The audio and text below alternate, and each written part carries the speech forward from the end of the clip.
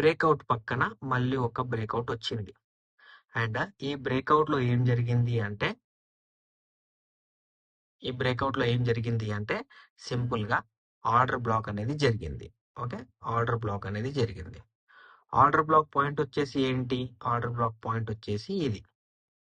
Okay, దీన్ని మనం ఏమంటాము? ఆర్డర్ బ్లాక్ అంటాం.